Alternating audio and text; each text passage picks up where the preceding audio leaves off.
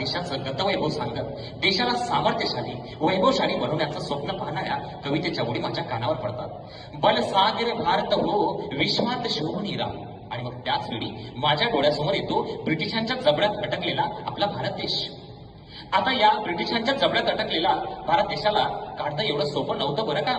पण याच देशातील तरुणांनी याच मायभूमीत रक्त सांडत तर काहींनी फासावरती तर काहींनी बंदुकीच्या टोकावरती जाऊ लागले. आणि मग त्याची फलश्रुती त्या बलिदानाची फलश्रुती म्हणजे देशाला मिळालेलं स्वातंत्र्य. 15 ऑगस्ट 1947 रोजी देशाला स्वातंत्र्य मिळालं. पण त्या दिवशी बलिदानाचं वीरमरणाच्या दुःखात रडावं की मिळालेल्या स्वातंत्र्याच्या आनंदात हसावं, ही द्विधा परिस्थिती भारतीयांची झाली होती. आणि मग हीच परिस्थिती देशावर पुन्हा येऊ नये म्हणून भारतरत्न देशरत्न विश्वरत्न डॉक्टर बाबासाहेब आंबेडकर यांनी 2 वर्ष 11 महिने 18 दिवस अहोरात्र मेहनत करत संविधान बहाल केलं. आणि 26 जानेवारी 1950 हा प्रजासत्ताक बनला. आता 26 जानेवारी 2026 77व्या प्रजासत्ताक दिनाच्या पर्वावर मी प्राध्यापक शशांक राऊत अमरावती या वक्तृत्व स्पर्धेचा विषय कोड क्रमांक 6चा विषय मांडतोय, भारताची तरुणाई, संविधानाची जाणीव आणि देशाचे भविष्य. आता भारतीय तरुण म्हटलं की बिस्मिल्ला आझिमाबादी यांच्या ओळी माझ्या ओठावर येतात. सरपरोसी की तमन्ना अब हमारे दिल में है डोळ्यासमोर येतात. आणि मग माझ्या डोळ्यासमोर येतात हसत हसत फासावरती जाणारे भगतसिंग. मित्र हो, आज तुम्हाला भगतसिंगांसारखं फासावर जायचं नाहीये, पण आज तुम्हाला शुभांशु शुक्लासारखं अंतराळावर जायचं आहे. अरे तुम्हाला आज झाशीच्या राणीसारखं तलवार घेऊन घोड्यावरती जायचं नाहीये, पण उस्मानाबाद म्हणजे धाराशिव येथील नितिशासारखं वयाच्या अवघ्या 21व्या वर्षी PSI बनून देशाला सेवा द्यायची. मित्र हो, आजही देशाचे अनेक तरुण संविधानाच्या चौकटीत राहून आपल्या क्षमतांचा, कौशल्यांचा, उत्साहाचा वापर करत शिक्षण क्षेत्र, उद्योग क्षेत्र, सामाजिक क्षेत्र, राजकीय क्षेत्र, शेती क्षेत्र स्वतःचे अस्तित्व निर्माण करतात आणि जबाबदाऱ्या नेतृत्व स्वीकारत देशाच्या विकासात हातभार लावतात, देशाचं भविष्य घडवतात. तरुण म्हणजे बरेच व्यक्तीला आपण जर पाहिलं तर ते पुरुषवचनी असा अर्थ घेतात. पण तरुण म्हणजे फक्त पुरुषवचनी नाही बरं का, तर स्त्री आणि पुरुष या दोघांचाही यामध्ये समावेश होतो. मग तरुण कसा असावा? जो हवाओं से टकराता है उसे तूफान कहते हैं, जो तूफानों से टकराता है उसे युवा कहते हैं, वही राष्ट्र का भविष्य होते हैं, वही राष्ट्र का भविष्य होते हैं. पण काय हो, ज्या तरुणाच्या काही घटना कानावरती पडतात आणि मन खिन्न होऊन जातो.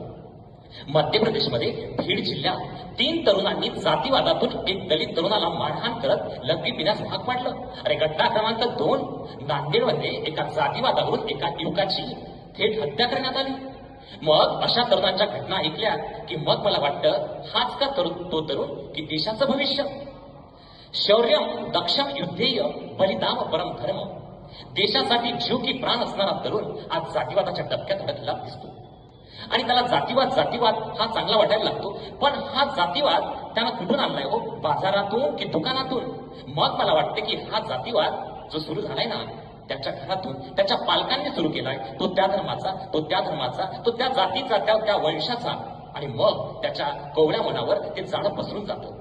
आणि मग तो जेव्हा घराच्या बाहेर समाजात येतो आणि मग तेव्हा त्या समाजात निघाल्यावर त्याला दिसतात तिरंगे झेंडे घेणाऱ्यांच्या ऐवजी धार्मिक झेंडे ज्यांच्या हातात आहेत ते नेते. आणि मग तो धार्मिक झेंड्याच्या रांगेत लागतो आणि मग त्याला धार्मिक दंगलीतच उत्साह वाटायला लागतो. पण आयुष्यभर जळणं ठरलेलं असतं. अशातच भीषण परिणाम समोर त्याला जावं लागतं. मग स्वतःचं करिअर सोडून या सर्वसामान्य तरुणांचं आयुष्य त्यात भरडलं जातं. आणि हाच तरुण जेव्हा राजकीय रिंगणात उतरतो आणि संविधानाच्या निवडणुका कलम 324, कलम 325चा योग्य वापर न करता संविधानाच्या जातीवादीय कलम म्हणजे ज्या ठिकाणी पक्षपात, जातीवाद करू नये असं सांगितलेलं असतं आणि त्याच ठिकाणी तो त्या जातीवादाच्या कलमेवर जातीवाद डोक्यात घेऊन मग संसदेवर जातो. आणि मग संसदेवर असताना तिरंग्यात धैर्य, शांतता, समृद्धीऐवजी त्याला त्याच्या मनात धर्माचा द्वेष करणाऱ्या रंगाचा झेंडा जास्त श्रेष्ठ वाटायला लागतो. मग त्याच तरुणाच्या राजकारणात देशाचं भविष्य चिंताजनक वाटायला लागतं. अरे तरुणा, तूच आहे तुझ्या जीवनाचा आणि राष्ट्राचा शिल्पकार. अरे आता तर आपल्या देशात नॅशनल एज्युकेशन पॉलिसी 2020चा आपण स्वीकार करतोय. त्याचा मुख्य उद्देश आहे भारत देश विकसित ज्ञानावर आधारित महाशक्तीच्या रूपांतरित करावायचा आहे. म्हणजेच भारत देश महासत्तेचा हिरवागार वटवृक्ष करायचा आहे. मग याच वटवृक्षाला खतपाणी कोण घालणार? तर ही तरुणाई. म्हणूनच जाता जाता तुम्हाला मी एक संदेश देऊ इच्छितो.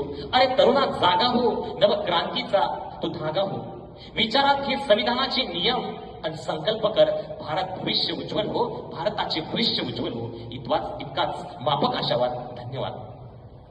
प्रेक्षक हो, तुम्हाला आमच्या स्पर्धकाचा व्हिडिओ नक्कीच आवडला असेल. आता या स्पर्धकाला जिंकवून देण्यासाठी तुम्ही सुद्धा मदत करू शकता. या स्पर्धकाचा व्हिडिओ लाईक करून, तसेच स्पर्धकाला प्रेरित करण्यासाठी त्या व्हिडिओवर कमेंट करून आणि हो, जास्तीत जास्त लोकांपर्यंत हा व्हिडिओ शेअर करून. प्रबोधन बहुउद्देशीय संस्था ही महाराष्ट्रातील कानाकोपऱ्यात विविध सामाजिक आणि शैक्षणिक उपक्रम घेत असते. ही स्पर्धा सुद्धा या उपक्रमाचा एक भाग आहे आणि हो, या परिवाराचा तुम्ही एक हिस्सा पण होऊ शकता. प्रबोधन मधील विविध उपक्रमांचे अपडेट मिळवण्यासाठी या चॅनलला नक्कीच सबस्क्राईब करा. आणि हो, हा व्हिडिओ शेवटपर्यंत पाहिल्याबद्दल आपल्या सर्वांचे मनपूर्वक आभार.